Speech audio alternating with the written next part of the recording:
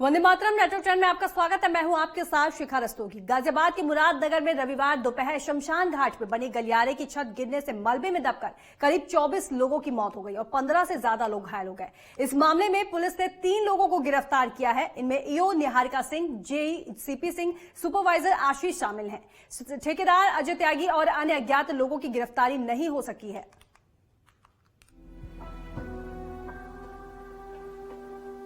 गाजियाबाद में मुरादनगर शमशान घाट हादसे के लिए जिम्मेदार लोगों की धरपकड़ अब तेज हो गई है। हादसे में जूनियर इंजीनियर समेत 3 लोगों को अब तक गिरफ्तार कर लिया गया है। आपको बता दें कि एक दिन पहले शमशान घाट की नई छत ढहने से 24 लोगों की दबकर मौत हो गई, जबकि हादसे में 17 घायल हैं, जिन्हें इलाज के लिए गाजियाबाद और मोदी नगर के अलग अलग अस्पतालों में भर्ती करवाया गया है।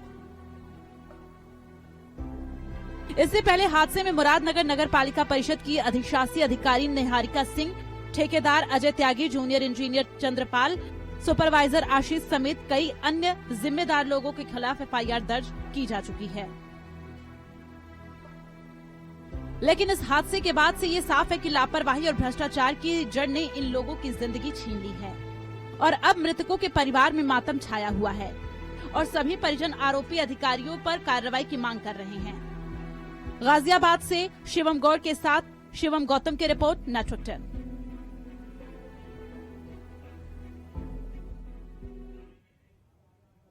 और आइए अब आपको ग्राफिक्स के जरिए दिखाते हैं कि आखिर हादसा हुआ कैसे। शमशान घाट पर लेंटर का काम चल रहा था। शमशान घाट पे हादसा आखिर कैसे हुआ? तेज बारिश होने के चलते लेंटर गिर गया। अंतिम संस्कार की प्रक्रिया के दौरान लोग इकट्ठा हुए थे। छत गिरने से कई लोग घायल हो गए इस हादसे में। इस हादसे में अब तक 24 लोगों की मौत हुई है। करीब 17 लोग इस हादसे में घायल हुए हैं। यूपी सरकार मृतकों के परिजनों को देगी 10-10 लाख का मुआवजा। घायलों का निःशुल्क इलाज होगा। मृतकों के परिजनों को नौकरी का आश्वासन भी सरकार की तरफ से दिया गया है। दोषियों पर सख्त कार्रवाई करने की बात भी सरकार की तरफ से कही गई है।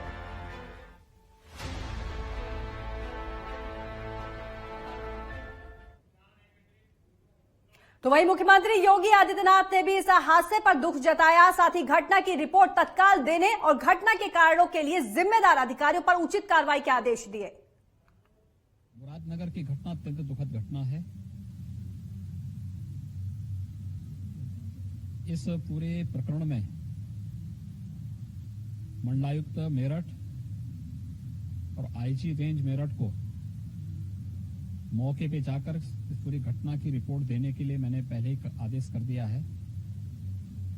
जिलाधिकारी और वरिष्ठ पुलिस अधीक्षक गाजियाबाद मौके पर हैं, राहत कार्य कर रहे हैं और मैंने उन लोगों से स्पष्ट कर दिया है कि राहत कार्य में घायलों को तत्काल उपचार कराने के साथ ही इस पूरी घटना की रिपोर्ट वे तत्काल प्रदेश शासन को उपलब्ध करवा दें, जिससे इस दुखद घटना के पीछे के कारणों को जाना जा सके और इसमें जिम्मेदारों की जवाबदेही भी सुनिश्चित की जा सके। इस हादसे के बाद कोहराम मचा हुआ है। केंद्रीय मंत्री वीके सिंह ने दौरा कर परिजनों को सांत्वना दी और शोक व्यक्त किया। कानून मंत्री ब्रजेश पाठक ने भी हादसे पर शोक जताया।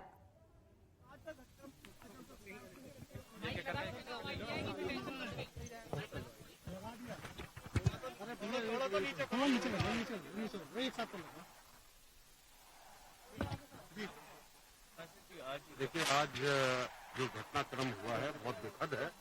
बहुत इस तरह की चीज है जिसके लिए जितना दुख प्रकट किया जाए उतना कम है। अभी तक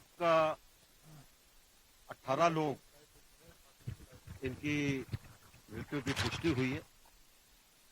38 लोगों को इसमें से बचाया गया था, जिसमें 18 की पुष्टि हुई है और मौके पर बहुत जल्दी तुरंत जो है जितने भी प्रशासनिक अधिकारी थे, एनडीआरएफ था, पुलिस थी, जो इसको हटाने के लिए जो सामान चाहिए था वो सब पहुंच गया।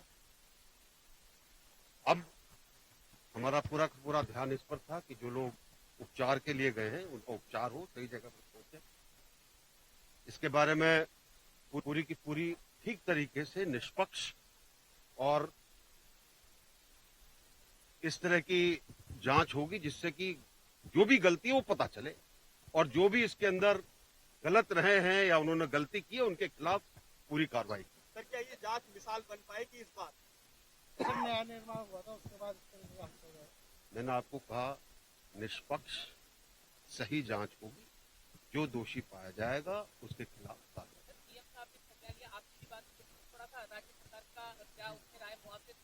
देखिए, ऐसा है कि चीज अभी अभी हुई है, एकदम से सारी चीजें ऐसा नहीं होता कि कोई जैसे उनके कान में खबर पहुंची कि सब चीजों के ऊपर हो रहा है। उनके पास जैसे ही खबर पहुंची तुरंत जो है मेरठ से हमारे मंडल के जो कमिश्नर हैं वो यहाँ आ गई हैं, जो हमारे आईजी रेंज है वो आ गए। जो भी मदद चाहिए थी, चाहे वो मेरठ में हो या और कहीं हो, पूरी मदद मिली है। बिना जेई के सुपरविजन के कंस्ट्रक्शन किया जा रहा था लंबे समय। मैंने आपको कहा कि जांच चलेगी, उसमें हर चीज निकलेगी, जहां जहां जिसकी गलती पाई जाएगी उसके खिलाफ विषय के लिए ऊपर आए मुरादाबाद में बस और स्वतंत्रता संग्राम सेनानी के आश्रितों का सम्मेलन है और जो आपने विषय उठाया है इसके बारे में मैं अलग से आपसे बात करूंगा। अच्छा, दूसरा सवाल है कि गाजियाबाद में जो घटना हुई है उसको लेकर क्या सरकार की तरफ से बहुत ही दुखद है। माननीय मुख्यमंत्री जी ने कड़ा एक्शन लिया है, संबंधित लोगों पर एफआईआर दर्ज कराई गई है, जो पीड़ित है उनके साथ पूरी सरकार खड़ी है। हम किसी भी लापरवाह अधिकारी को, कर्मचारी को बख्शेंगे नहीं। जिन लोगों की लापरवाही से घटना हुई है उन पर हमने आपराधिक मुकदमा दर्ज किया है और जांच के बाद ही मैं कह पाऊंगा कि कौन कौन दोषी है। हादसे के बाद पुलिस और बचाव टीम ने घायलों का रेस्क्यू किया। मेरठ रेंज के आईजी प्रवीण कुमार और एसपी देहात डॉक्टर इराज रजा ने हादसे के बारे में पूरी जानकारी दी। क्या कुछ कहा, ये आपको सुनाते हैं। के सभी पहलुओं पे जांच कराएंगे और जांच करने के पश्चात जिसकी रिस्पांसिबिलिटी हम लोग फिक्स करेंगे और 100% इसमें क्रिमिनल लायबिलिटी भी तय की जाएगी और हम लोग इसमें निश्चित तौर पे कराएंगे। देखिए, अभी तक जानकारी जो हमारे सामने आई है उसमें 17 लोगों की मृत्यु की अब तक आई है। बाकी लोगों का जिनकी कंडीशन क्रिटिकल है, डॉक्टर्स ट्रीटमेंट कर रहे हैं।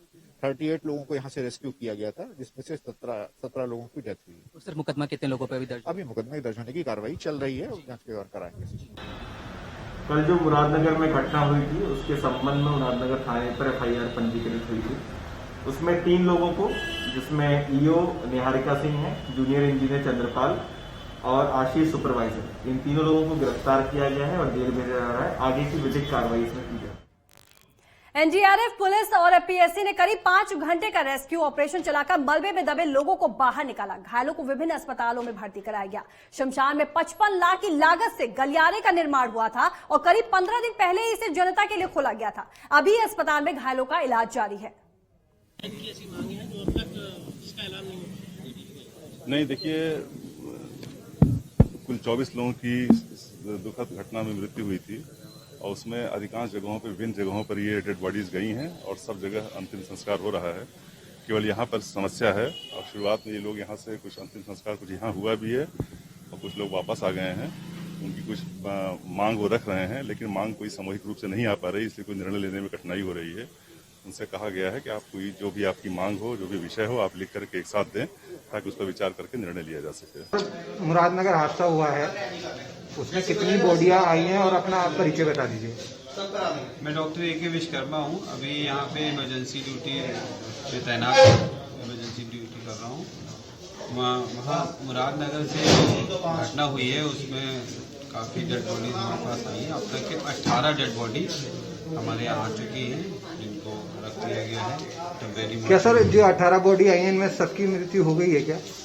18 डेड बॉडी ही आई है। अच्छा, वो तो मृत नहीं है। हाँ जी। और 3 जो है उनको चोटें आई हैं। 3 लोग जो हमारे पास आए हुए हैं, जिनमें से एक जो है वो मुजफ्फरनगर के थे, तो वो मुजफ्फरनगर एम्बुलेंस से दिए गए उनके घर। उन्होंने कहा उनके एक्सरे वगैरह सब हो गए थे, उनका पूरा ट्रीटमेंट करने के बाद चले गए।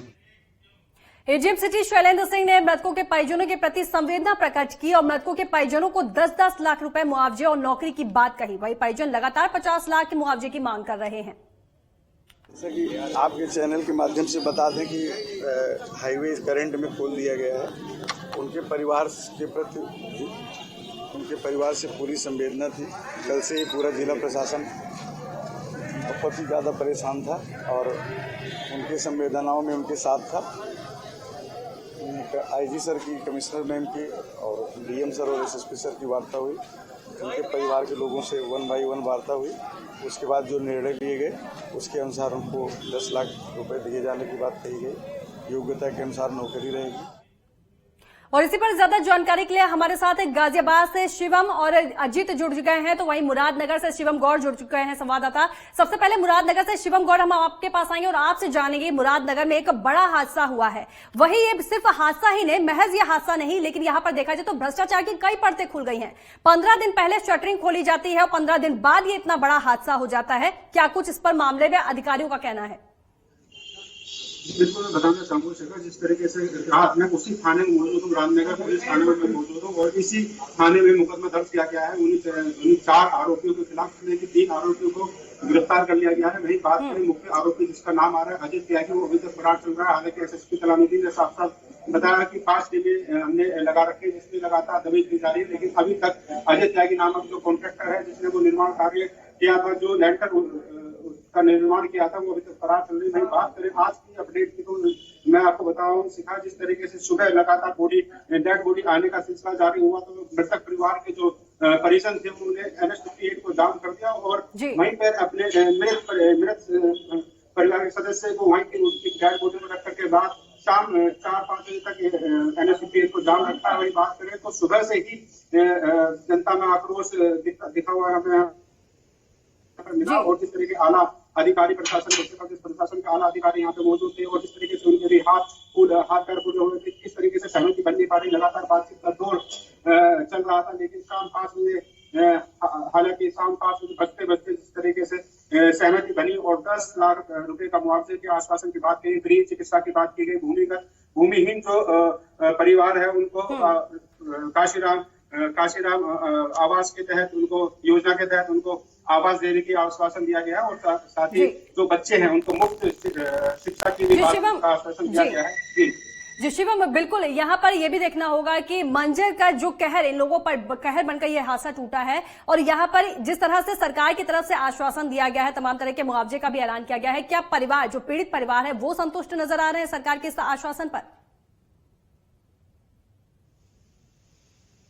परिवार में जो मृत परिवार थे जिन्होंने NH-58 को जाम करा हुआ था तो काफी रोष दिख रहा था और सहमति बन नहीं पा रही थी, लेकिन आखिर में शाम होते होते सहमति बनी और सभी डेड बॉडीज को एम्बुलेंस की सहायता से ले जाया गया और उनके अंतिम क्रिया की कार्रवाई वहां पे की जा रही है। और बात करें जिस तरीके से सुबह से ही माहौल इतना रंगीन था, यहाँ पे पूरा मुरादनगर के जो वासी है सब यहाँ पे मौजूद थे, तो काफी मुश्किल के दौर से जिस तरीके से पुलिस के जो आला कमान है उन्होंने मुश्किल के दौर में से आपस में सहमति जो उनकी मांगे हैं, जो परिजनों की मांगे हैं, उनका सहमति जताते हुए उन्हें आश्वासन दिया है। जी बिल्कुल अजीत, आपके पास आएंगे, आपसे जानेंगे जिस तरह से गाजियाबाद के मुरादनगर में बड़ा हादसा हुआ है, वही इस हादसे के बाद तमाम सवाल भी खड़े होते हैं क्योंकि सीधे तौर पर यहां देखा जा रहा है कि एक पूरा भ्रष्टाचार का मामला है। इसमें 3 सरकारी अधिकारी जो हैं उन पर तो सीधे तौर पर कार्रवाई की गई है, लेकिन मात्र सीधे देखा जाए तो ये जिम्मेदार अधिकारी सिर्फ मात्र 3 अधिकारी तो नहीं होंगे।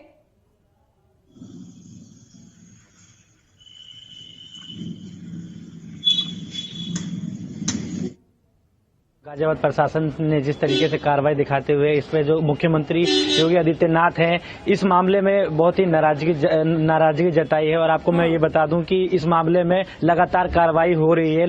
जो जितने भी इसमें लिप्त दिख रहे हैं इस भ्रष्टाचार के अंदर, आपको ये भी बता दूं कि जो आज जिस तरीके से सब मृतकों जो सब रख रखे हुए थे और आज रख के जाम की स्थिति बन गई थी।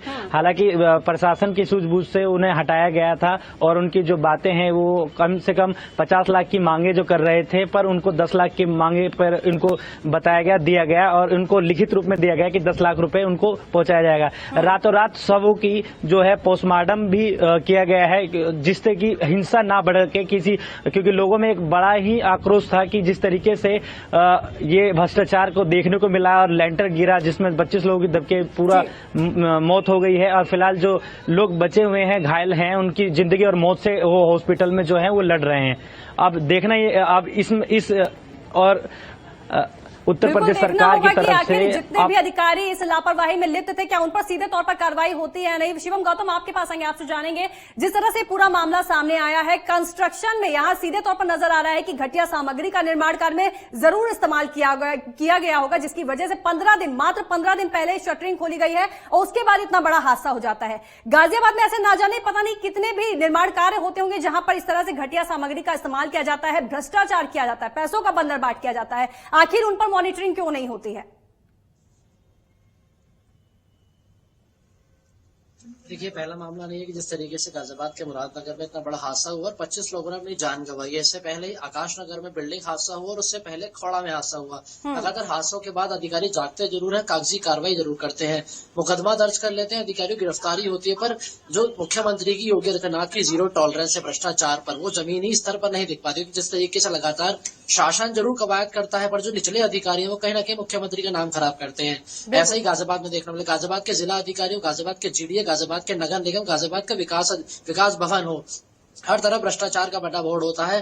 लगातार जो फाइलें पास होती है वो पैसों के साथ फाइलें पास होती है, टेंडरिंग होती है, ई टेंडरिंग के जरिए टेंडर मिलता है, पर कहीं ना कहीं जो घोटाले की बू है वो शुरू से स्टार्ट हो जाती है। और यही हाल इसमें हुआ क्योंकि जिस तरीके से 55 लाख का पूरा टेंडर था, 35 लाख रुपए बनने से पहले ही 35 लाख रुपए का उन्हें पे कर दिया जाता है। इस तरीके से करीब 2 महीने बाद ये शटरिंग जो है वो खुलने के बाद 2 महीने बाद ही लेंटर गिर जाता है और 25 जो बेगुनाह लोग थे उन्हें अपने जान से हाथ धोना पड़ा। हालांकि अब मुकदमा दर्ज कर लिए गए, अधिकारियों की गिरफ्तारी हुई है 3 दिन, पर जो मुख्य ठेकेदार था अजय त्यागी वो अभी भी फरार चल रहा है। उसपे पहले भी मुकदमे दर्ज हैं और नगर निगम के मुख्य ठेकेदारों में माना जाता है कि जिस तरीके से उसे गाजियाबाद के 5 जोन में करीब 25 से 30 करोड़ के लगभग टेंडर मिले हुए थे कि छोटा अमाउंट नहीं होता 25 से 30 करोड़। अगर नगर निगम इतने बड़े अमाउंट दे रहा है तो 1 लाख ठेकेदार भी होगा, पर जिस तरीके से इतने बड़े ठेकेदार की इस तरीके से लापरवाही सामने आती है कि जो महज 55 लाख रुपए का टेंडर था, अगर 25 से 30 करोड़ का टेंडर दिया जाता है तो उसमें कितना बड़ा घोटाला हुआ, कितने लोगों की जान जोखिम में डली हुई है। बड़ा एक्शन ये हुआ किस तरीके से, क्योंकि मुख्यमंत्री ने साफ कर दिया है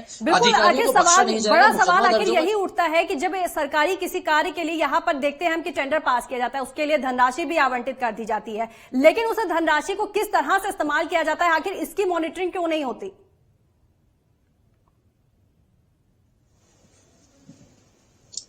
क्योंकि टेंडरिंग के बाद फाइलों को कागजी कार्रवाई शुरू होती है, कागजी कार्रवाई के जरिए फाइलें पास होनी शुरू हो जाती है। वहीं 3% से लेकर 15% तक का रेट फिक्स होता है कि आपको 3% स्टार्टिंग में देना होगा, 15% तक इस तरीके से भ्रष्टाचार की बू आने लगती है। लगातार पैसा तो बढ़ता है पर जो काम होता है वो नहीं हो पाता। हम ये भी कहने को तैयार है कि चलिए पैसा बांट लीजिए, पर करीब जान की जोखिम तो मत डालिए लोगों की। जिस तरीके से 25 लोग, क्योंकि उनके घर में हमने जब जमीनी स्टोर से हम कल से जुड़े हुए हैं, ग्राउंड जीरो पर रिपोर्टिंग कर रहे हैं, तो हमने देखा था एक माँ के परिवार में महज 5 साल का उसका पोता बचा है, दोनों देवर, 23 साल का जवान लड़का उसका खत्म हो गया। तो कहीं ना कहीं अधिकारियों की लापरवाही के चलते इतना बड़ा हादसा हुआ गाजियाबाद में।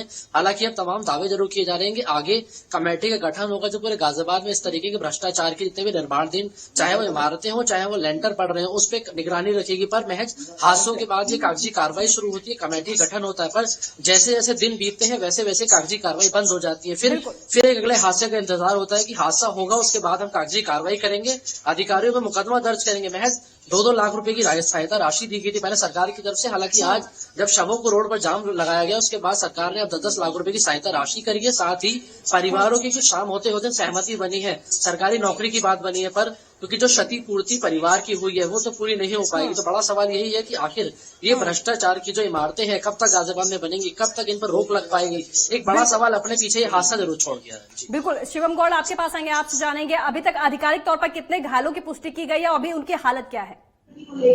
देखिए, 2 दर्जन से ज्यादा लोग घायल हैं और 24 लोगों की पुष्टि की गई है। अगर बात करें जो 2 दर्जन से जो लोग घायल हैं उनकी भी स्थिति गंभीर बनी हुई है। देखना ही होगा किस तरीके से उनका इलाज, क्योंकि काफी देख रहे उनका उचित इलाज किया जा रहा है। उसी तरीके से योगी आदित्यनाथ की जीरो टॉलरेंस की जो नीति है उस पे जो फलीता लगाए, ये निचले अधिकारी हैं, इन लोगों ने फलीता लगाया और साफ तौर से कमीशन खोरी का खेल सामने आया। जिस तरीके से आपको मैं बताऊंगा कि अजय त्यागी नाम का जो कॉन्ट्रैक्टर है, यहाँ पर जो वार्ड मेंबर है, जो सभासद होते हैं, जो नगर पालिका में उनका वोटिंग राइट होता है, उन्होंने पहले भी रोज जाहिर किया था कि यहाँ पर पहले भी पिछले साल जो शमशान घाट की जो दीवार है वो भी गिर गई थी, जिसके चलते घटिया सामग्री के चलते वो दीवार भी गिर गई थी। और आज 55-60 लाख रुपए का ये टेंडर दिया जाता है उसी व्यक्ति को जिसने अपना एक नेक्सस बना रखा है पूरे गाजियाबाद विकास प्राधिकरण की बात करें, चाहे बात करें जितनी भी यहाँ पर नगर पालिका क्षेत्र है वहाँ पे उनका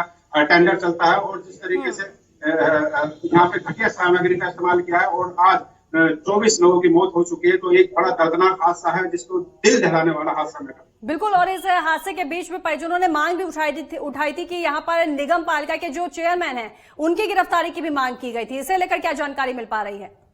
देखिए, बिल्कुल उनके अगर एफआईआर की बात करें तो 4 लोगों के खिलाफ एफआईआर नाम था 4 लोगों का, और जिसमें कि 3 लोग गिरफ्तार कर लिए गए। अजय त्यागी जो कॉन्ट्रैक्टर वो फरार है, लेकिन नगर पालिका परिषद के जो चेयरमैन है उनके खिलाफ भी विकास देवी का उनका नाम है, उनके खिलाफ भी यहाँ पे जो परिजन मृतक परिवार के जो परिजन थे उन्होंने नाम उनका एफआईआर में डालने के लिए कहा था, लेकिन अभी तक अन्य करके नाम उसमें डाला हुआ है, लेकिन विकास समिति जो चेयरमैन है उनका नाम इसमें पंजीकृत नहीं है। बिल्कुल, तो मुरादनगर हादसा सीधे तौर पर भ्रष्टाचार की तमाम परतों को खुलता हुआ नजर आ रहा है और यहाँ पर सीधे सीधे सीएम योगी की जो जीरो टॉलरेंस की नीति है उस पर भी तमाम सवाल खड़े करता है। आप सभी का बहुत बहुत धन्यवाद हमारे साथ जानकारी साझा करने के लिए। तो मुरादनगर में बड़ा हादसा हुआ जिसमें करीब 25 लोगों की मौत हो गई। वहीं इस हादसे के बाद जिन लोगों ने ये मंजर देखा है, जिन लोगों पर यह हादसा कहर बनकर टूटा है, उनके लिए मुआवजा मायने नहीं रखता है, क्योंकि इस तरह के न जाने कितने हादसे होते रहते हैं और सरकार की तमाम नीतियों पर सवाल खड़े करते हैं। इसी के साथ बुलेटिन में बस इतना ही। देश दुनिया की तमाम बड़ी खबरों के लिए आप बने रहिए नेटवर्क 10 के साथ। जय